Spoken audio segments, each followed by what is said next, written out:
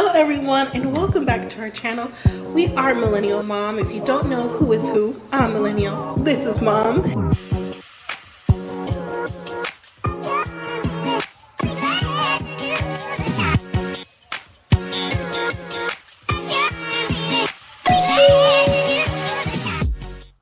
Hello, everyone, and welcome back to our channel. If you're new here, I'm Mom, or Kay from Millennial Mom, and today we're going to talk about The Family Chantel.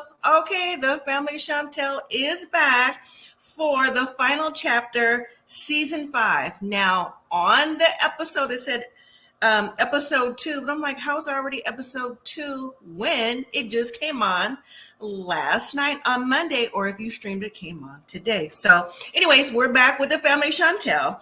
And if you've been following the seasons, I mean, The Family Chantel, Pedro's family have never gotten along. There's been a big old clash of the Titans, so they say. Okay, with the Titans being really Chantel's family and Pedro's family, because listen, Pedro's family, his mother Lydia and his mother Nicole, are just something within themselves. I mean, they tried to give them a little spinoff or a little something on their own little show before, when they were on the Love in Paradise, maybe a season ago, from the 90-day franchise.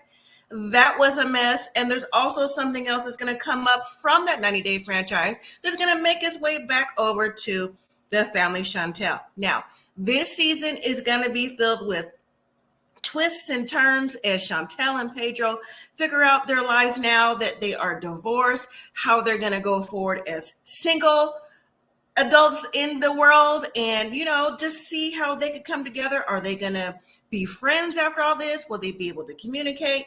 Will the families get together? With the upcoming previews, I'm going to go with probably not. It's a better chance of it, what they say, you being struck by lightning, then the families coming together as, on speaking terms, and Pedro and Chantel being on speaking terms as well. So as this scene gets started, or the season gets started, we see Chantel in the house that her and Pedro once shared before the divorce.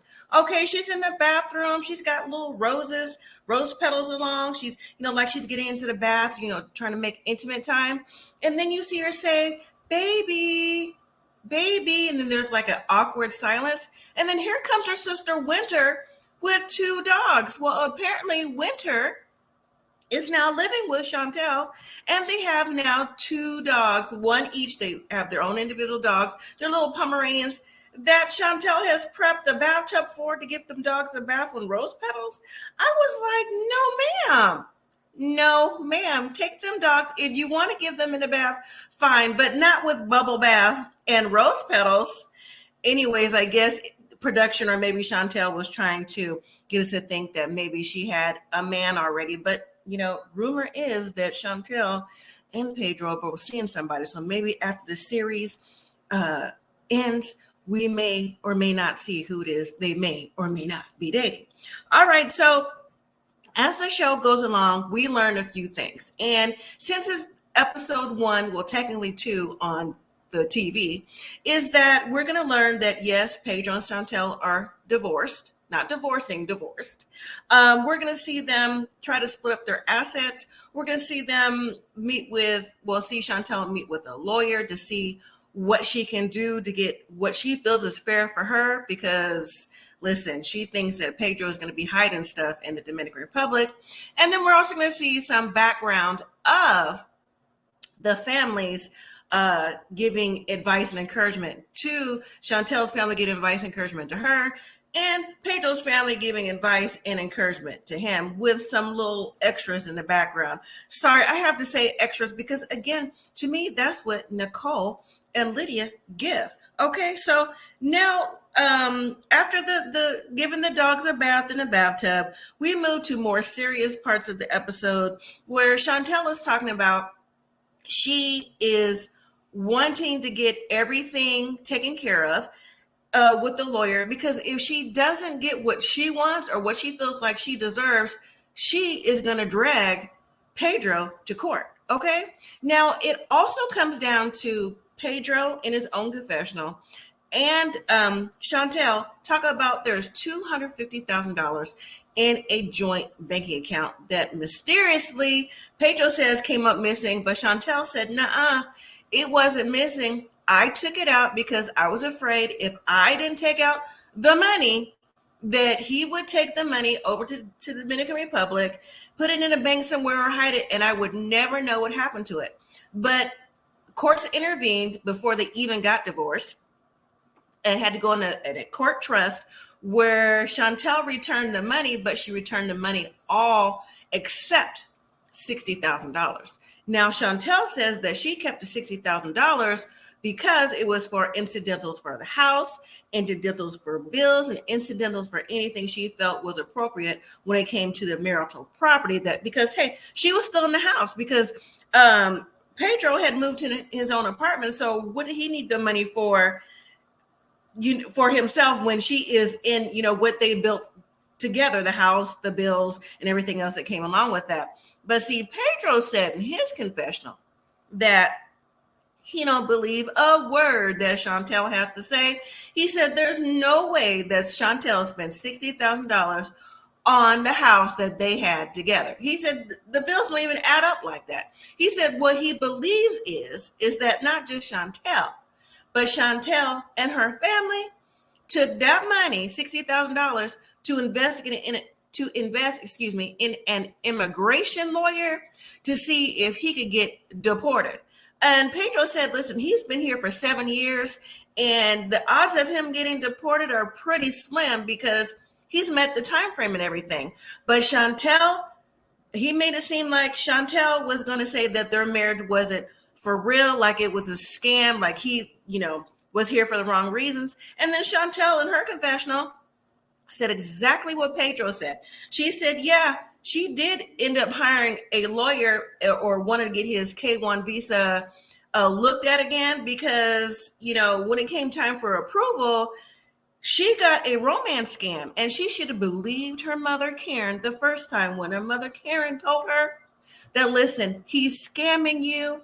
He's using you. Not just he's using you, his family's using you too. Now, if you are old school day one, Family Chantel watchers, when they became on the first, before they even became the Family Chantel spinoff, when they were on just the 90-Day Fiancé, I can recall, and I've seen some other things on different chat boards, recall that, yeah, maybe there was some talk with Pedro, his mother, and even Nicole back in the day, back in 2017, when Pedro and Chantel first got together, that Pedro, his mom and sister, was like, yeah, all you got to do is 7 years, and then, you can apply to be a citizen. You don't have to worry about the K-1 anymore. So, there's some rumblings about that possibly this could be, but hey, Chantel admitted that she was young and naive and she couldn't see what was going on at the time. And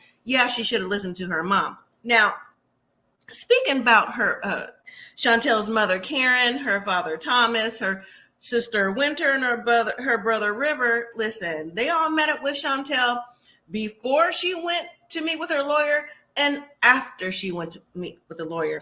And as far as I'm concerned, Karen has also, Chantel's mother, has also been a star of the show because Karen has some one-liners that she made up that make sense to her.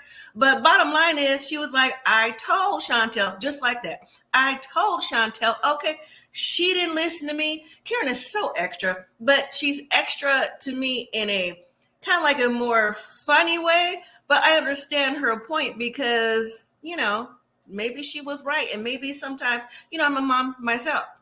Your kids don't always, especially when they're past a certain age, don't always seem to listen to you until after it happens the other direction. They were like, oh, mom, you're right. So I get Karen's vibe, but she is just like a little bit too intense with it. And then Thomas, Chantel's dad, Karen's husband, he to me just goes with the flow with whatever. Okay. He just go, whatever Karen says goes, not just with Thomas, but with for the family. Now, is it just me? Is it when Chantel is like hanging out with her family, she gets more like rah, more like, yeah, yep, kind of thing, like, I'm going to do XYZ. But when it comes to everything else outside the family, she's more reserved, so it's kind of like one of those, like, you need someone else to hype you up kind of thing. And it's okay for your family to hype you up, but for me, I'm just saying now, keep the same energy when you get hyped in one place to the other. Like, make that who you really are, not who people think that you are, if you know what I'm saying. All right, so then Chantel, we see, before I get into Chantel and the lawyer, we do see some background of Pedro doing his thing. Not only is he in real estate, he's also does hobbies or volunteering his time with young boys and young girls, with batting practice, softball, baseball, things like that. So I guess he's in a community type thing to help them young kids get on their skills. And I do believe Pedro told us also, again, back on season 1 on 90 Day, before it became The Family Chantel, that Pedro, when he was a younger child himself, like 13, 14 in the Dominican Republic, also was playing baseball, and he had, a career. I guess he got hurt or something, and the career in baseball never could get launched. Now, moving to Chantel meeting up with the lawyer, she finally got a phone call from her lawyer saying that, you know what, Pedro has finally decided that he was going to sign off on everything that you wanted. Everything in the house belongs to you. We're going to split things down the middle, 50-50, and the divorce and all the extras.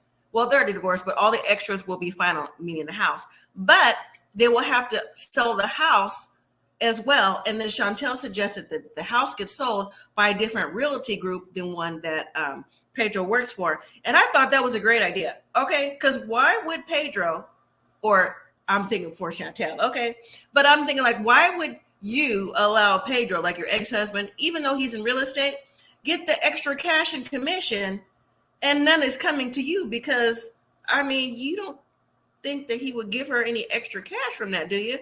I don't think so, especially with the way the episode 1/2 went. My answer is a definite no. So when Chantel gets to the lawyer friend, she is, wants to go over all the paperwork and everything's there. She signs off on it. She's happy about what's going on. So after that, she meets with her family again for drinks. She orders a drink for everybody. She wanted something to do with happiness, now that she's divorced and everything is split and done with.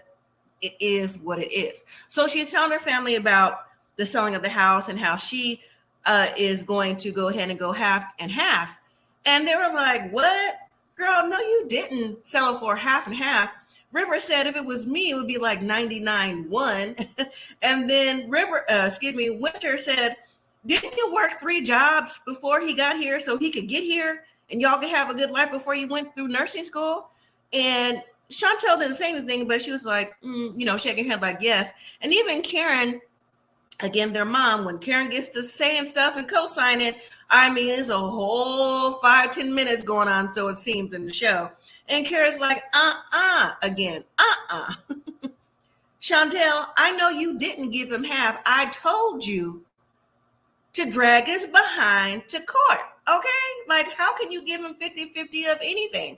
And even Thomas said, you know what? I'm glad you're done with this because their family were barracudas and you could do better. Now, if Thomas is saying something to Chantel, it's a big deal because Thomas doesn't usually have anything to say without, in my opinion, the approval of Karen.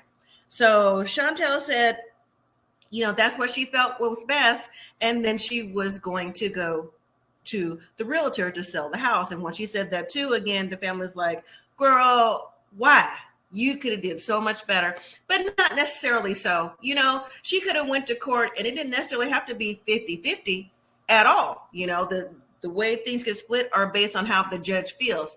Now, Karen, Chantel's mother, also said in confessional, while she was sitting with Chantel, said that Chantel should have also got some or applied for alimony because she definitely deserves it for all the pain that she went through. And she is just not here to see her child or any of her children go through any pain or any nonsense.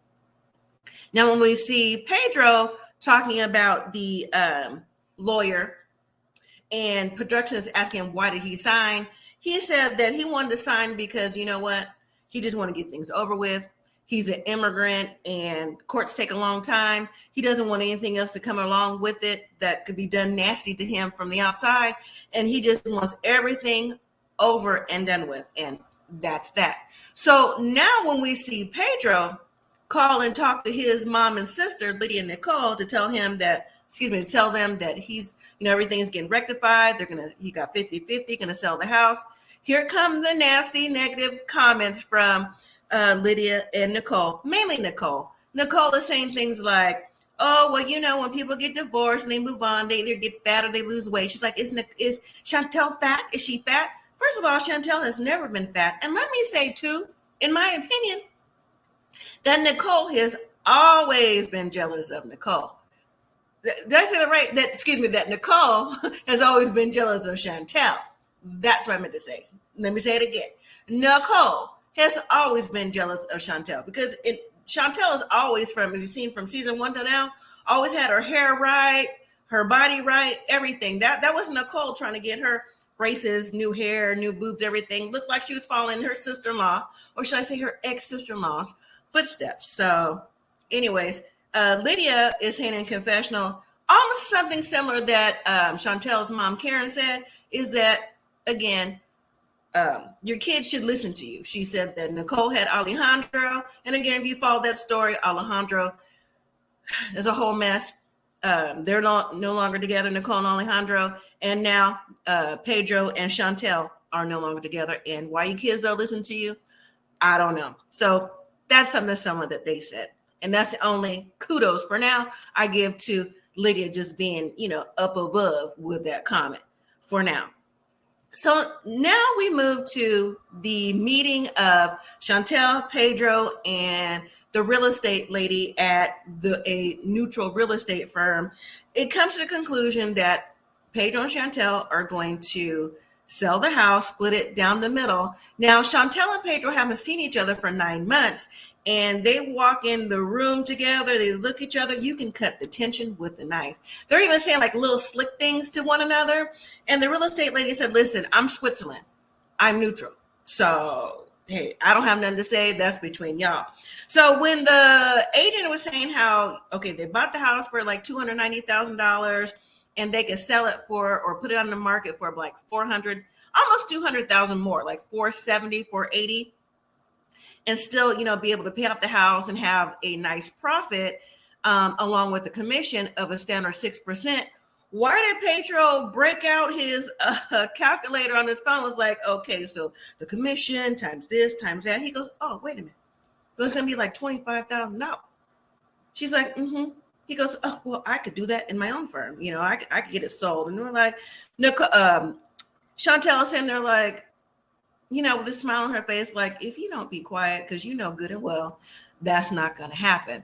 And then Pedro goes on to say, well, I want my chair and I want my table. So in confessional, Chantel was like, yeah, he wants his gaming chairs and his table. But if you read the papers, all the furnishings belong to me and the papers were signed. So he's not going to get anything. So that was the end of the episode. I guess Pedro didn't read the papers. I guess he just saw like everything is signed 50-50 and that was it.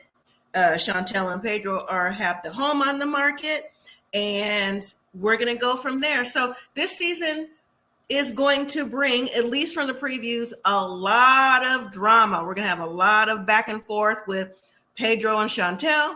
We're going to have Pedro go to Dominican Republic and actually meet up with Coraima, which is Nicole's friend, his sister's friend, who they claim they never had anything going on before, but in episodes or seasons past, there was definitely a spark or two between both of them.